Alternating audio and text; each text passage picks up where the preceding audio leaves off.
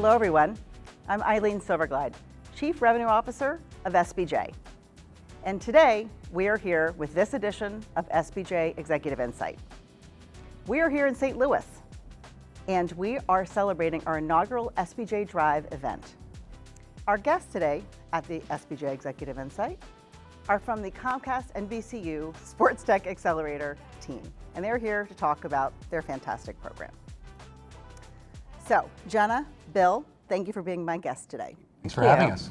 I had a chance to walk around the exhibit area and meet the awardees, if that is the correct name. How do you name your award winners every year? What are the participants in the program called? They are, our SportsTech founders that are chosen in that cohort each year. And you're right, they are an accomplished team that are building great businesses. Yep, that's terrific. So I know this is the third year of the program, and you have over 30 folks now that have been elected, 10 cohorts, 10 in each cohort per year. As you look back on year one, I know we were just talking a moment ago about the first group was born right before the pandemic. What changes have you seen cohort to cohort? Jen, I'm going to turn to you to answer that question first. It was an interesting time to launch January 14th of 2020 and then have the world just sort of tilt to the left, sports go on pause. And so that could have been a natural time for the business to back out, but instead it just changed the type of technology that we were looking at because remote production became very important. Finding safe ways to get fans back into stadiums became critical. And getting our, back to what we love to do, which is telling the stories of sports.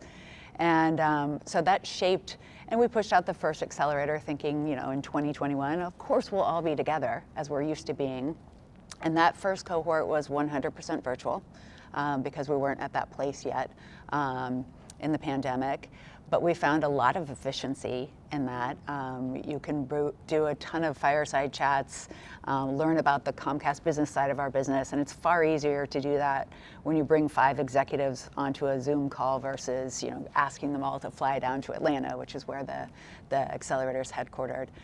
So I would say we now take the best of that virtual world and the efficiency that comes with it, but then we have 3 intentional times that we bring our SportsTech founders and our consortium partners, our sports partners together. And it's always built around a sporting event so they can see, how could my technology work at the scale that's expected of our fans, and give them behind the scenes insights from, whether that's every shot live and how that's captured on a tournament to all the data that comes off the car at NASCAR and some of those amazing tracks.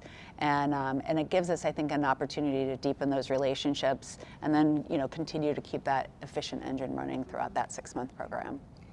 Bill, I loved how you described having that home base in Atlanta for the participants and for the founders. So touching on what Jenna said there, can you give us a little view into what is it like to have everyone together, and what is that experience like, and what do you really think that the founders are getting out of that experience? Yeah, as Jenna indicated, like the rest of the world did, people found a way of conducting business without being together because we had to. But when there are moments where the teams are together, the SBJ event here in St. Louis is a great example where they're all together and the energy level in and around.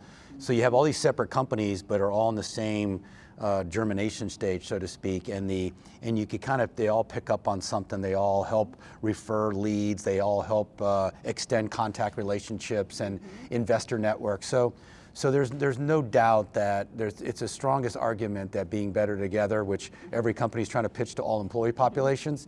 This one is unequivocally you feel the energy level, and you get to have a direct engaged conversation with somebody that's touching and feeling either their product or right in the room.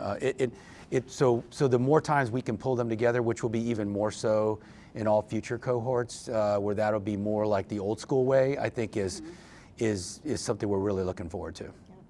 So you did say any question was fair game. So one thing that has been on my mind is around skill development. And as you look at, I guess, all 30 of the founders, where do you see some of the places that these individuals need to grow? And maybe, Jenna, that's one for you. Yeah, it's interesting. So I would say this progressively in each cohort, we've found that for us to really deliver on the value for the startups and for our business, they have to have an existing product. It can't be a pre-revenue idea stage. It's got to be out there in the market with some traction so that we can test and pilot the technology. That's a huge differentiator, I think, within our, and it keeps us rooted in, we've invested in this company because we think it could unlock revenue or cost savings or efficiencies. So that's really important to us. But we've also found too that because they're enterprise ready, they also have existing customers. So we needed to elongate the program. We needed to create something that was not your traditional 3-month accelerator, but a 6-month program. It made space for them to continue to serve the clients that they do. But as we're going through the program, there's still all of the fundamentals, which is a deep analysis of, do you understand your customer? Do you have the right go-to-market strategy? And I like to call it just-in-time learnings. So whether that's how you build your team, how you build a diverse culture from day one, to investing in the right places to scale the business. If you're fundraising, how do you tell your story differently to an investor versus a potential customer at the end of the day? I would say, fortunately, we pick founders that are very coachable, and they want to learn from experts in the business. And it's the ones that are willing to hold on to the conviction of the problem that they're solving, but validate it's a problem worth solving. And if not, figure out how could they use their underlying technology in a different way that could unlock something that they hadn't anticipated in the beginning. I'll add, I think that's the talent skill set that if it's not there, it's seen pretty early. And that is, because I think the uniqueness of this program is when we bring a cohort in that goes through the vetting process, which is pretty elaborate, and and the vetting process is a global vetting process. These aren't all from a single state in the U.S. It's amazing the receptiveness to this. But when we hook up that individual that gets in there with the partnership, you're talking to somebody, be it a NASCAR, be it a Premier League, be it a PGA Tour, be it NBC Sports, that has Olympic rings as part of their programming gravitas. It has to be that individual that's willing to think even broader than what their original vision was, if they're getting feedback to say, I know how this could work for me. And the mistake you don't want to hear is, yeah, that's interesting, but this is what this product does. You want them to say, it does this, but oh, that's interesting. Let me, and I think that's part that you usually get there, but we're very sensitive to that one. Yeah, I'm sure those folks in that first cohort are really tested Yes. by the pandemic. Yes, And definitely. yeah, that was, I'm sure, a very tense time. Do you feel that the folks that you've seen really succeed through the program, to sort of double down what you just said there, Bill, have that ability to also realize that maybe their initial product scope wasn't the right one? That's something that I've always been fascinated around entrepreneurship, right? Which is that the initial foray into a certain solution for a client set may not be the right one, and then it's the ability to say, I'm junking it and I'm moving to the right. Have you seen some folks? Absolutely. In fact, we spend a lot of time really understanding what do they want to get out of the program. And it's always interesting, it'll be something like, we really just need to refine our marketing. And then as they go through the program and deeply understand what the customer needs, they realize, oh, you know what? Direct-to-consumer is not the best approach. It's actually B2B. And there's cost savings because I can ride off of the fandom that's already associated with a team or a league.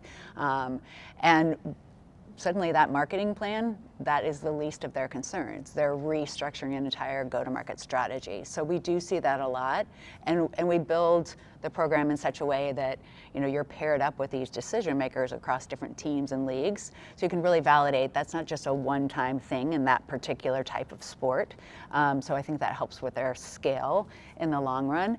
And then we also surround them with a set of advisors that they can tap into at different times. So again, we might go in thinking, okay, we've got this marketing expert that can really help them fine-tune their marketing outreach. And then when they make that pivot and that shift, guess what? We get to reach back out into that advisor network and say, okay, now we need somebody that can step in and really help them understand how does the technology need to evolve to be B2B, white label, those types of things. Yeah, that makes complete sense to me.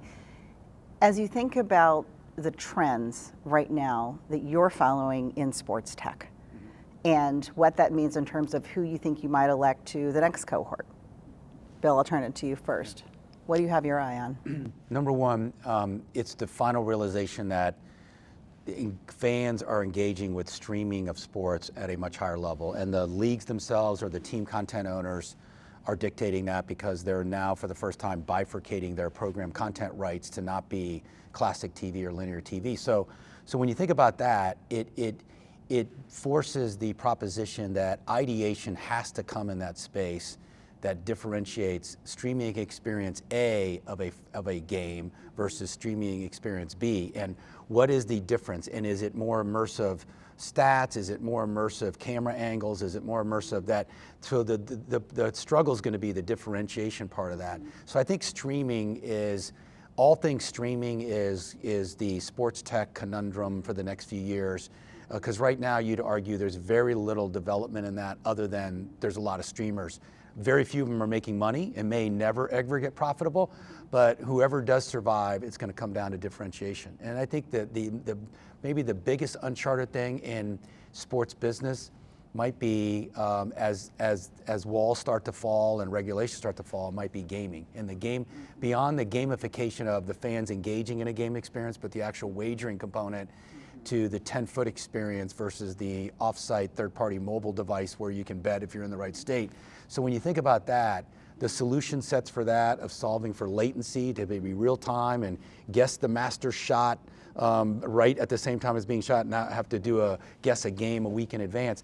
Those kind of things are uncharted waters that some ideation is going to solve for that and have intellectual property that will make billions and billions of dollars for all parties who are associated with that. Becomes, I think, one of the biggest sports business meccas that brings economics into the engagement with a fan way more than going to a location to do it or being on a third. So I think that's where I think the trend lines are shifting towards. What about you, Jenna? Where do you think things are going? I think probably two things that really build off of the Drive conference in particular. So if you look at data analytics, anything that gets us closer to seeing actual behavior of what fans are doing, it's a lot of times with the Flyers, for example, we will survey fans as they leave, and guess what? If they won, the lines weren't that long for the restroom. The hot dog was, best tasting hot dog. Parking was a breeze. So you can't necessarily control what's happening the product on the ice, but anything that you can control around that in the venue to make that much more of a special experience. But to see the behavior, they may say they want healthier items, but after January and your New Year's resolution has worn away a little bit, people are back to getting the normal traditional things that they want. So I think we really have to validate data with real, actual human behavior.